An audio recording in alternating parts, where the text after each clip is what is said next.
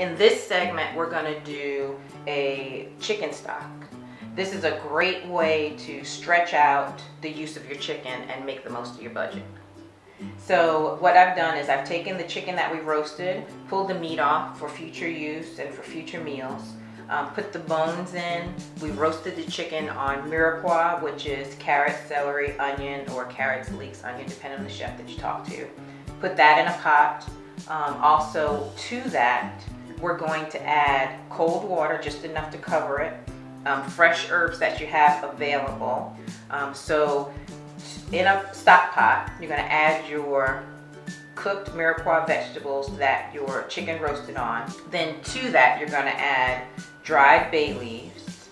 You're going to add peppercorns, roasted garlic, which I'll get to that. I'll cover that. I have fresh sage, thyme, and parsley, once again, because that's what I'm growing in my herb garden. You can add fresh herbs to it that you have available. It doesn't have to be those three. That's what I have, so that's what I'm using. So you add all of those items to your pot, cover it with cold water. Don't add any salt at this point because salt tends to seal in the flavor into the bones and into the vegetables. At this point, you want to extract as much flavor as possible.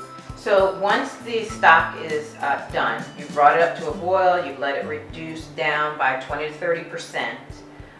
You want to strain off all of the solids, and then you're left obviously with the stock. From there, you want to refrigerate it overnight so that you can skim off all of the fat and impurities that are going to rise up to the top. Once you've done that, it's great to freeze it so that you can use it for future use, unless you know for a fact you're going to use it within 2 to 3 days so you have fresh stock.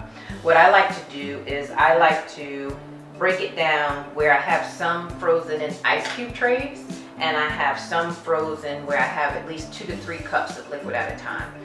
When I'm making soups and things that are going to take a large amount of stock, that comes in handy to have those large amounts.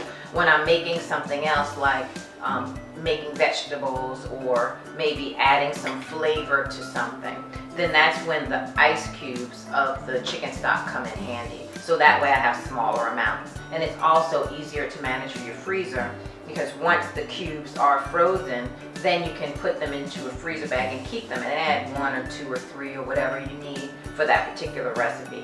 So it's another way to simplify use so that you will use it more often and it won't just take up space in your freezer.